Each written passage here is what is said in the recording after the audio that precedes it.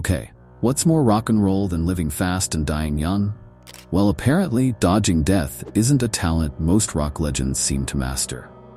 Whether it's a heart attack days before a tour, or cancer cutting down icons right as they're about to hit the road again, the music world has seen some heartbreaking exits that left fans stunned. And today, we're digging into the stories of musicians whose lives and tours were tragically cut short. So, ever wonder why life seems to have it out for rock stars? Maybe they just burned too bright, right? Richard Wright of Pink Floyd. First on our list is none other than Richard Wright, the genius keyboardist behind Pink Floyd's most psychedelic sounds. Now, if you've ever listened to The Dark Side of the Moon and felt like you were being transported to another universe, yeah, you can thank Richard Wright for that. He was one of the band's original members and stuck with them through most of their crazy, legendary run.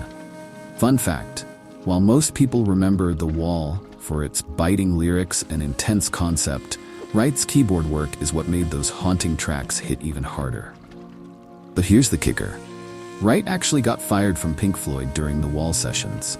Fired. Can you believe it? I mean, firing your keyboardist right after your biggest success.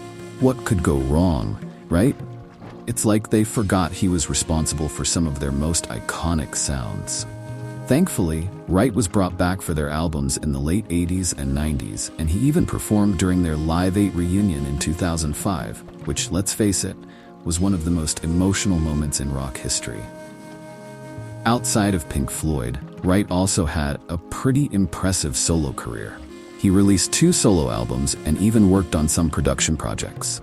Oh, and he also helped out with former bandmate Syd Barrett's solo album. Talk about loyalty. Unfortunately, Wright's journey came to an end in 2008 when he passed away from cancer at the age of 65. Can you believe that? Just 2 years after Syd Barrett passed away in 2006, another key member of Pink Floyd was gone. It's like the universe was setting up a reunion, but not the kind any of us wanted. So here's a question for you. What's your favorite Pink Floyd album? And do you think they would have reached the same heights without Richard Wright's haunting melodies? Drop it in the comments. I want to hear your thoughts.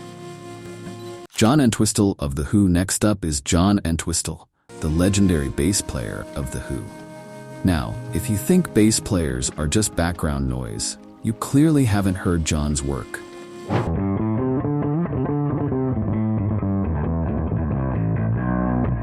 This guy was redefining the bass guitar, basically turning it into a lead instrument. Ever heard My Generation? That insane bass solo? Yeah, that's Entwistle. He once said, "I found bass very boring. I wanted to turn it into a solo instrument." Mission accomplished, man. But here's where it gets tragic. Just days, literally days, before The Who were set to embark on a massive US tour in 2002, Entwistle was found dead in his Las Vegas hotel room. Imagine that. The band's getting ready to hit the road, fans are gearing up for another epic show, and then, bam, heart attack. And the cause? Well, let's just say rock star living caught up with him. Cocaine was involved, and his lifelong smoking habit didn't help. He was only 57. It's wild to think about how The Who became one of the biggest bands in the world, playing iconic shows like Woodstock and releasing concept albums like Tommy and Quadrophenia. But just as they were gearing up for another tour, they lost a key member. You have to wonder, did they see it coming? Was Entwistle's health something they were worried about? Let me know what you think in the comments. Oh, and side note, have you ever tried airbasing along to The Real Me? It's impossible not to. Charlie Watts of the Rolling Stones. Now, let's talk about Charlie Watts, the cool, calm, collected drummer of the Rolling Stones. While Mick Jagger was out there strutting his stuff, and Keith Richards was defying the laws of human biology, Charlie was in the back, just keeping the beat, unbothered. In a band full of chaos, Watts was the solid rock holding everything together. He joined the Stones back in 1963, and the rest, as they say, is history. You might think, oh, drumming is easy compared to being a wild frontman, but Charlie's drumming was a masterclass in simplicity and precision. Rolling Stone magazine ranked him as one of the greatest drummers in rock history, and for good reason. Songs like Satisfaction and Sympathy for the Devil wouldn't hit the same without Watt's steady hand. And let's not forget Exile on Main Street, a record still hailed as one of the greatest albums ever made. Watts wasn't just a drummer, he was the heartbeat of the band.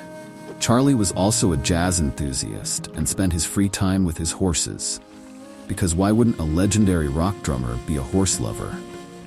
After surviving throat cancer in the early 2000s, Charlie kept playing with the Stones, right up until his death in 2021 at the age of 80. The guy literally played until the end. He passed away just before the Stones were about to go on tour again. Imagine that. The show must go on, but without the guy who kept the beat for nearly 60 years. Talk about irreplaceable. Which Rolling Stones track do you think shows off Charlie's skills the best? Let's debate it in the comments, shall we? Greg Allman of the Allman Brothers Band. Next, we've got Greg Allman of the Allman Brothers Band. Now, if you're into Southern rock, or let's be honest, if you're into good music at all, you know Greg's voice and keyboard playing were the backbone of the Allman Brothers sound. Along with his brother Duane, Greg helped form the band in the late 60s, and their unique blend of Southern rock, blues, and a bit of psychedelic jamming took the world by storm. But here's the thing, Greg wasn't just a musician, he was a survivor. After Duane tragically died in a motorcycle accident in 1971, the band kept going, but it was never quite the same. They disbanded in the mid-70s, only to reunite several times over the years, with their final concert in 2014.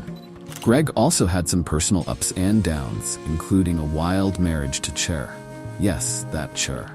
Their relationship was about as rocky as it gets, and they divorced in 1978. After that, Greg went on to release several solo albums, including Low Country Blues, which earned him a Grammy nomination. And let's not forget his struggles with substance abuse. He battled his demons, but ultimately liver cancer caught up to him. He passed away in 2017 at the age of 69. So, who else feels like they should be listening to Whipping Post right now? What's your favorite Allman Brothers jam? I'm curious, drop it in the comments. Jon Lord of Deep Purple.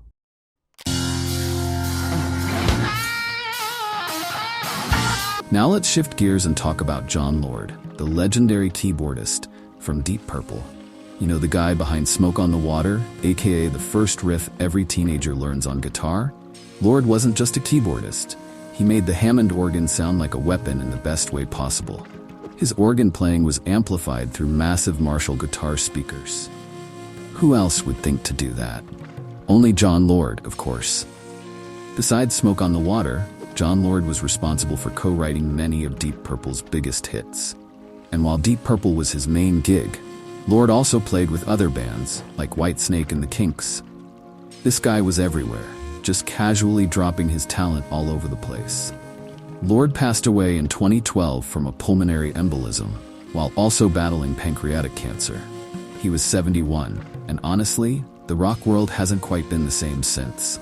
If you haven't listened to Deep Purple's Machine Head album in a while, do yourself a favor and give it a spin. It's a classic for a reason. Do you think Jon Lord's Hammond organ playing was what set Deep Purple apart? Let's discuss it in the comments. Walter Becker of Steely Dan. But I'll tell you one thing that's still the same, and that is good music. Walter Becker, the co-creator of Steely Dan, that band you think of when you hear smooth jazz rock vibes and cryptic lyrics that make you question everything. Becker and his partner in crime, Donald Fagen, were the masterminds behind songs like Reelin' in the Years, Ricky Don't Lose That Number, and Do It Again. The band's mix of jazz and rock earned them a top spot in the charts throughout the 70s. And let's be honest, it's impossible not to feel a little cooler when you're jamming to Steely Dan. But life hit Becker hard. He was diagnosed with esophageal cancer and passed away in 2017, just 4 months after his diagnosis. He was only 67. Can you imagine knowing you've only got a few months left? Yet even in his final days, Becker's legacy was cemented. Steely Dan? That band's going to outlive us all. And there you have it, a look at some of rock's biggest legends who unfortunately didn't get to stick around as long as we'd hoped. From Richard Wright's hypnotic Pink Floyd sounds to Walter Becker's smooth Steely Dan rhythms, These icons shaped the soundtrack of our lives, only to be taken far too soon. So here's the real question. Which one of these legends left the biggest impact on you? Was it John Lord's Smoke on the Water? Greg Allman's soulful jams? Or maybe you're still jamming out to Charlie Watts' steady beat? Let me know in the comments below. Hit that subscribe button and join the conversation for more stories about the rock gods who shaped music as we know it. Thanks for watching.